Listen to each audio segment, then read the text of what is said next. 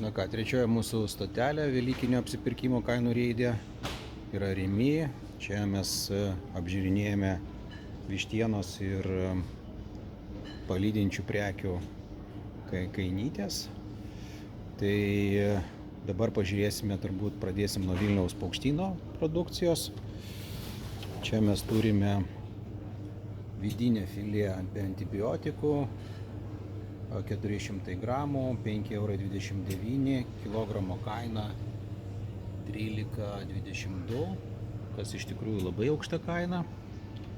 O reiškia tiesiog filė 500 gramų, 5,99 €, kilogramo kaina 11,98 €.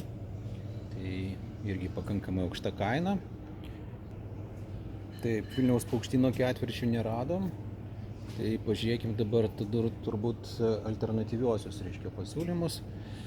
Taigi viščiukų krūtinėlės filė Rimi 500 gramų, 3,49 €, kilogramo kaina 6,98 €. Tas taipogi šiek tiek brangiau negu kad pas kitus. Vidinė filė 3,09 €, kilogramo kaina 7,72 €. Taip, viščiukų broilerių ketvirčiai Rimi 1 kilogramas, 2,25 € ir viščiukas broileris Rimi 1 kilogramas, 2,89 €.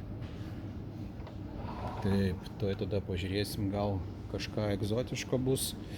Tai kalakutų filė Rimi 1 kilogramas jau nebėra, bet kaina pakankamai aukšta, 10,29 €.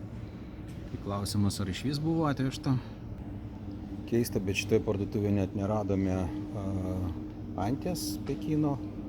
Tai yra tik tai šviežias triušiukas lapino į potą. Nubraukta kaina 12,99 €, akcinė kaina 8,99 €. Praktiškai triušiukas panašiai kaip ir pas visus. Tai pasirinkimas nėra labai platus, kainos čia irgi nėra stebuklingos. Tai ką, einam žiūrėti kitur.